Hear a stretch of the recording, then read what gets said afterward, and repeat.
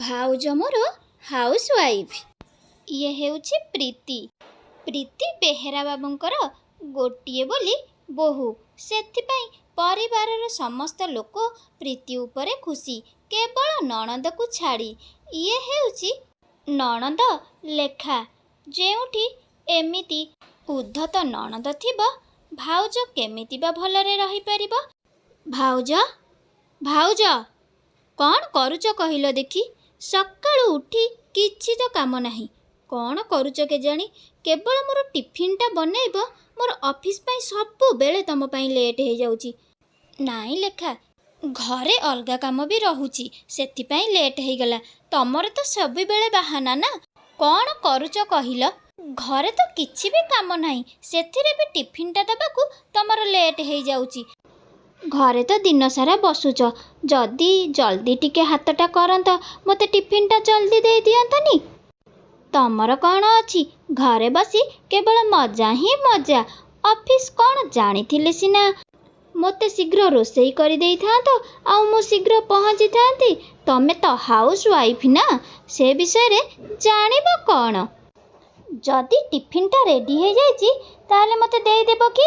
ତାପରେ ପ୍ରୀତି ଲେଖାକୁ ତାର ଟିଫିନ୍ ବକ୍ସ ଦେଇଦେଲା, ଆଉ ଲେଖା ସେଠାରୁ ଅଫିସ୍ ପାଇଁ ଚାଲିଗଲା। ଦ୍ୱିପହର ଟାଇମ୍। ପ୍ରୀତିର ଶାଶୁ ନନ୍ଦିନୀ ଦେବୀଙ୍କର ପାଦରେ ବହୁତ ଜୋରେ ଦରଜ ଲାଗିଲା। ଆରେ ବୋହୂ, ମୋ ପାଦଟା କାହିଁ ବହୁତ ଜୋରେ ଦରଜ ଲାଗୁଛି। ମା, ଆପଣ ଶୁଅନ୍ତୁ, ମୁଁ ମସାଜ କରିଦେଉଛି। ତାପରେ ପ୍ରୀତି 2 ଘଣ୍ଟା ଧରି ଶାଶୁଙ୍କର ପାଦ ମସାଜ କରିଥିଲେ ମଧ୍ୟ କୌଣସି ପରିବର୍ତ୍ତନ ହୋଇନଥିଲା। ଛାଡ଼େ ବୋହୂ, କାହିଁକି ଭଲ ହେଉନି? 2 ଘଣ୍ଟା ହୋଇଗଲାଣି ମସାଜ କରୁଛୁ, କିଛି ବି ଲାଗୁନି।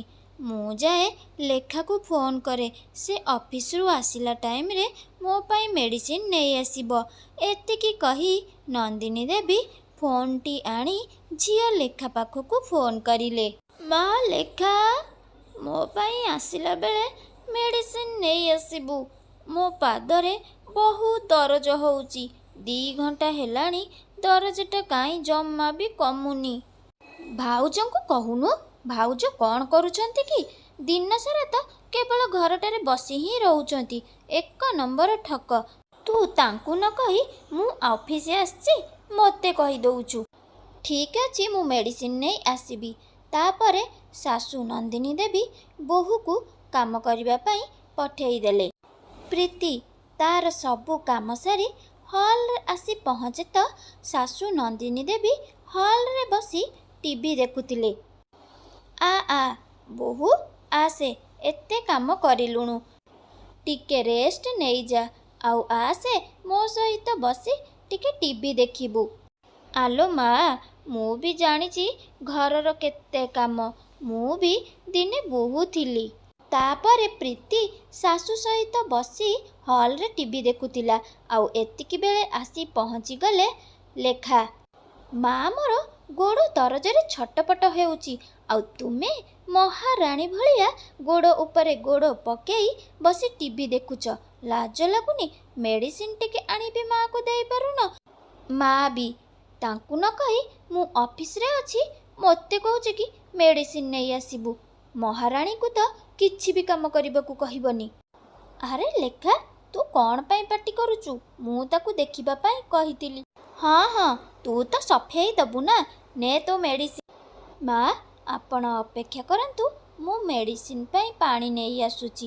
କିଛି ଦରକାର ନାହିଁ, ମେଡ଼ିସିନ୍ ଆଣିଲି କ'ଣ ପାଣିଟା ଆଣିପାରିବିନି? ଲେଖା ଭାଉଜଙ୍କୁ ଏମିତି କହି ସେଠାରୁ ପାଣି ଆଣିବାକୁ ଚାଲିଗଲା। ପରଦିନ ସନ୍ଧ୍ୟାବେଳେ ଲେଖା ଅଫିସ୍ରୁ ଆସିଲା ପରେ 8ଟା ଟାଇମ୍ରେ। ଭାଉଜ, କାଲି ମୋର ଅଫିସ୍ରେ ମିଟିଂ ଅଛି, ସେଥିପାଇଁ ମୋର ବ୍ଲେଜର୍ଟାକୁ ସଫା କରି ପ୍ରେସ୍ କରି ରଖିଦେଇଥିବ। କାଲି ସକାଳ 5ଟା ସୁଦ୍ଧା ଯେମିତି ରେଡ଼ି ହେଇଯାଇଥିବ, ମନେ ରଖିଥିବ। ଆରେ ଏବେ ତ 8ଟା ବାଜିଗଲାଣି, ଆଉ ଏବେ ଯଦି ମୁଁ ସଫା କରିବାରେ ଲାଗିଯିବି ତ ଖାଇବା ରୋଷେଇ କରିପାରିବିନି। ପ୍ରଥମେ ଯାଉଛି ମୁଁ ଖାଇବା ରୋଷେଇ କରିଦେବି, ତାପରେ ବ୍ଲେଜର୍କୁ ସଫା କରିବି। ତାପରେ ପ୍ରୀତି ସବୁ କାମ ସରିଲା ପରେ ସଫା କରିବା ପାଇଁ ବ୍ଲେଜର୍କୁ ଆସିଲା। ଆରେ ରାତି 11ଟା ହେଇଗଲାଣି, କେମିତି ଶୁଖିବ? ହଉ ଠିକ୍ ଅଛି, ଫ୍ୟାନ୍ ତଳେ ରଖିଦେବି। ତାପରେ ପ୍ରୀତି ବ୍ଲେଜରକୁ ସଫା କରି ସାରା ରାତିରେ ଫ୍ୟାନ୍ ଲଗେଇ ଶୁଖେଇବା ପାଇଁ ରଖିଦେଇ ଆସିଲା। ପ୍ରୀତି 4ଟା ରାତିରୁ ଉଠି ପଡ଼ିଲା ପ୍ରେସ୍ କରିବା ପାଇଁ ବ୍ଲେଜରକୁ। ଆଉ ଏତିକି ବେଳେ ଆସି ପହଞ୍ଚିଗଲା ଲେଖା। ଆଉ ବ୍ଲେଜର କାଇଁ ବୋଲି ପଚାରିଲା। ଲେଖା, ଅପେକ୍ଷା କର, ମୁଁ ପ୍ରେସ୍ କରି ଦଉଛି। ଆରେ, କ'ଣ ତମେ ଏପର୍ଯ୍ୟନ୍ତ ପ୍ରେସ୍ କରିନ? ପ୍ରୀତି ସେଠାରୁ ଯାଇ ବ୍ଲେଜରକୁ ଦେଖେ ତ ବ୍ଲେଜର ଶୁଖିନି। ଲେଖା, ବ୍ଲେଜର ଶୁଖିନି? କ'ଣ କହିଲ? ବ୍ଲେଜର ଶୁଖିନି? ହେଲେ ମୁଁ ତ ତୁମକୁ କାଲି ସନ୍ଧ୍ୟାବେଳୁ ଦେଇଥିଲି ନା, ଏପର୍ଯ୍ୟନ୍ତ କ'ଣ ପାଇଁ ଶୁଖିନି? ଲେଖା, ସବୁ କାମ ସରୁ ସରୁ 11ଟା ହେଇଗଲା, ସେଥିପାଇଁ ମୁଁ ତାକୁ 11ଟାରେ ସଫା କରି ସାରା ରାତି ଫ୍ୟାନରେ ଶୁଖେଇଥିଲି। ହେଲେ ମୋର ଏଥିରେ ଭୁଲ କ'ଣ ରହିଲା? ତୁମେ ମୋର ସନ୍ଧ୍ୟାବେଳେ କ'ଣ ପାଇଁ ସଫା କରିନଥିଲ? ତମେ ଜାଣିଛ ଏଇଟା ମୋର କେତେ ବଡ଼ ଇମ୍ପୋର୍ଟାଣ୍ଟ ମିଟିଂ ଥିଲା। ଏଥିରେ ମୁଁ ପ୍ରେଜେଣ୍ଟେସନ୍ କରିଥାନ୍ତି, ଆଉ ହୁଏତ ଏଇ ମିଟିଂରେ ମୋର ପ୍ରମୋସନ୍ ବି ହେଇପାରେ। ସବୁ ଗଡ଼ବଡ଼ କରିଦେଲ, ଭୁତୁଣି କୋଉଠିକାର। କ'ଣ କରୁଛ ଘରେ ବସିକରି? ମାଗଣାରେ ରୁଟି ତ ଖାଉଛ। You are just a housewife. ଘରେ କେତେ କାମ ଅଛି ଯେ କେବଳ ଗୋଟିଏ ଛୋଟ କାମଟେ ମୋର କରିପାରୁନ? ଲେଖା ଭାଉଜକୁ ଏମିତି କହି ସେଠାରୁ ଚାଲିଗଲା। ଆଉ ଏପଟେ ପ୍ରୀତି କାନ୍ଦି କାନ୍ଦି ନିଜ ରୁମ୍କୁ ଚାଲିଗଲା। ପ୍ରୀତିର କାନ୍ଦ ଶୁଣି ତାର ସ୍ୱାମୀ ଅଙ୍କୁଶ କହିଲେ, ଆରେ କାନ୍ଦୁଛ କ'ଣ ପାଇଁ? କ'ଣ ହେଲା କି? ଖରାପ ସ୍ୱପ୍ନ ଦେଖିଲ ନା କ'ଣ? ଖରାପ ସ୍ୱପ୍ନ ଦେଖିଲି, ମୋତେ ବହୁତ ଡର ଲାଗିଲା ତ। ଆରେ ଡରନି, ତମ ପାଖରେ ମୁଁ ଅଛି। ଚାଲ ଏବେ ତୁମେ ଶୋଇଯାଅ। ପ୍ରୀତି ଏମିତି ସବୁବେଳେ ନଣନ୍ଦର ଗାଳି ଶୁଣୁଥାଏ। ଆଉ ସବୁବେଳେ ନଣନ୍ଦ ତାଙ୍କୁ ହାଉସ୍ ୱାଇଫ୍ କହି ତାନା ମାରୁଥିଲା। କିନ୍ତୁ ପ୍ରୀତି କାହାକୁ କେବେ ବି ନଣନ୍ଦ ବିରୋଧରେ କୁହେନି। ସବୁବେଳେ ନଣନ୍ଦର କଥାକୁ ଏମିତି ସହୁଥାଏ। ଏମିତି ଗୋଟେ ଦିନ ଫ୍ୟାମିଲି ଫଙ୍କସନରେ ପ୍ରୀତି ଆଉ ତାର ଶାଶୁ ନନ୍ଦିନୀ ଦେବୀ ଛିଡ଼ା ହୋଇଥିଲେ। ସେଠାକୁ ତାଙ୍କର ଜଣେ ସମ୍ପର୍କୀୟ ଆସିଲେ। ଆରେ ନନ୍ଦିନୀ, ଇଏ ତୋ ବୋହୂ? ହଁ ଦିଦି, ଇଏ ମୋ ବୋହୂ ପ୍ରୀତି। ଆଣ୍ଟି ନମସ୍କାର। ଆଉ ଦେହ ଭଲ ଅଛି ତ? ଆରେ ବା ନନ୍ଦିନୀ, ତୋ ବୋହୂ ତ ବହୁତ ସୁନ୍ଦର ଆଉ ସଂସ୍କାରୀ ବି। ଏମିତି ବୋହୂ ଭାଗ୍ୟରେ ଥିଲେ ମିଳେ। ଆଉ ଏତିକି ବେଳେ ଲେଖା ସେଠାରେ ଆସି ପହଞ୍ଚିଗଲା।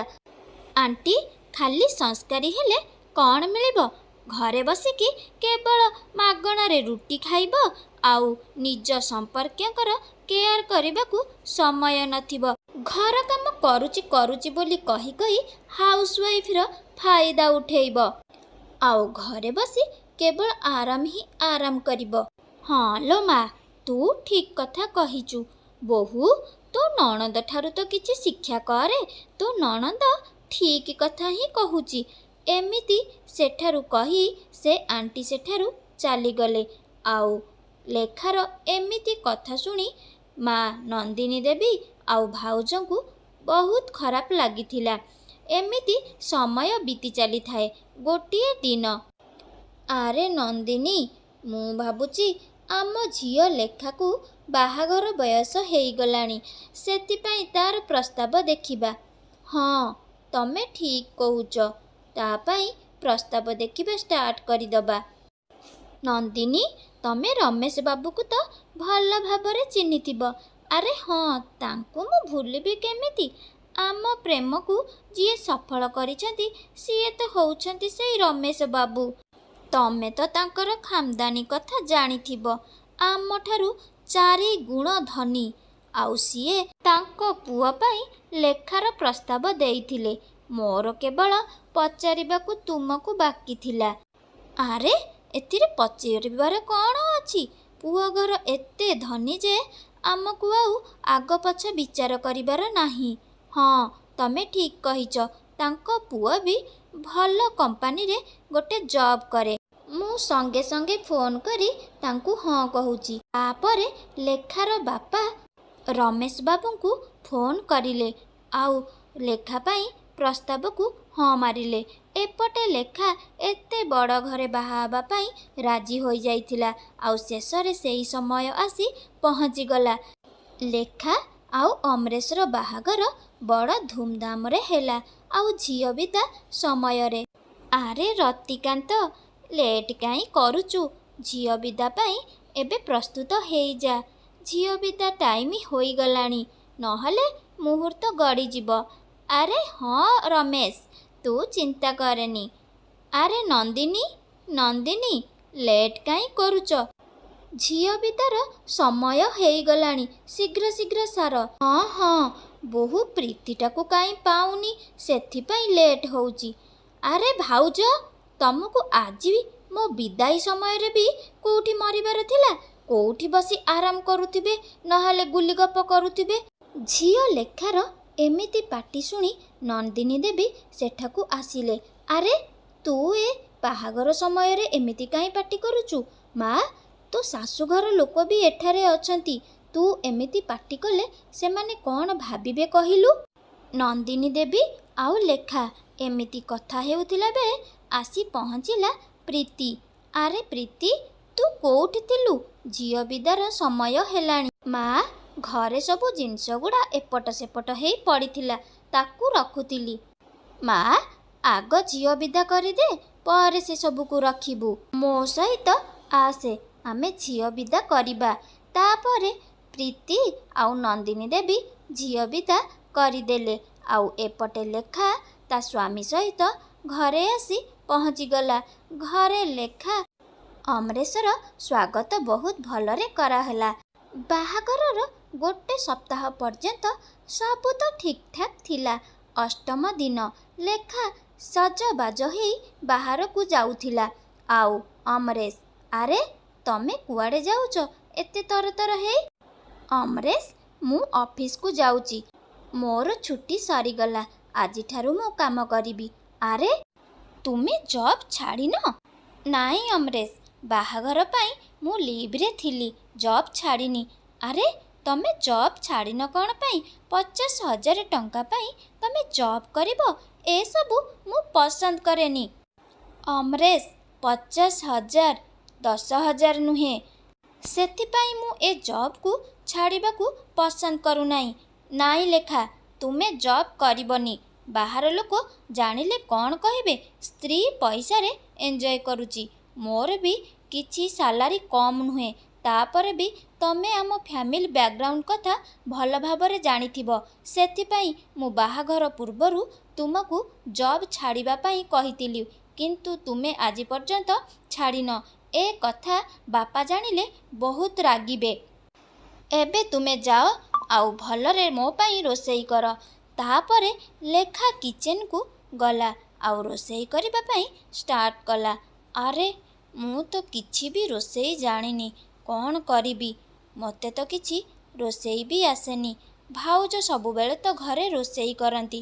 ତାପରେ ଲେଖା ଯେମିତି ସେମିତି ରୋଷେଇ କରି ଆଣି ସ୍ୱାମୀ ପାଖରେ ବାଢ଼ିଦେଲା।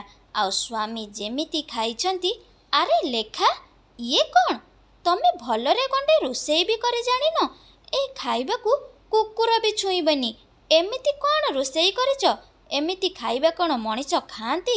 ଯଦି ତମେ ରୋଷେଇ ଭଲରେ ଜାଣିନ, ତାହେଲେ ମୋତେ ଲାଗୁଛି କୁକ୍ ରଖିବାକୁ ପଡ଼ିବ, ଆଉ ତମେ ରୋଷେଇ ଶିଖିବ। ମୁଁ ଚାହେଁ ତମେ ଗୋଟିଏ ବେଷ୍ଟ ହାଉସୱାଇଫ୍ ହୁଅ। ବିଚାରୀ ଲେଖା ମୁଣ୍ଡରେ ହାତ ଦେଇ ବସିଲା। ଆଉ କରିଥିବା କର୍ମର ଫଳ ପାଇଲା। ଭାଉଜ ପ୍ରୀତିକୁ ସବୁବେଳେ ହାଉସୱାଇଫ୍ କହି କହି ତାନା ମାରୁଥିଲା। ଆଜି ସ୍ୱାମୀ ଅମରେଶ ତାକୁ ଗୋଟିଏ ବେଷ୍ଟ ହାଉସୱାଇଫ୍ କରିବା ପାଇଁ କହୁଛନ୍ତି। ଲେଖା ଏବେ ନିଜର ଭୁଲ ବୁଝିପାରିଥିଲା। ଆଉ ମନେ ମନେ ଭାବିଲା, ମୁଁ ମୋ ଭାଉଜ ପ୍ରୀତିଙ୍କୁ ଆଉ କେବେ ବି ଖରାପ ବ୍ୟବହାର କରିବିନି। ଆଉ ଯେତେବେଳେ ଯିବି ଭଲରେ ବ୍ୟବହାର କରିବି।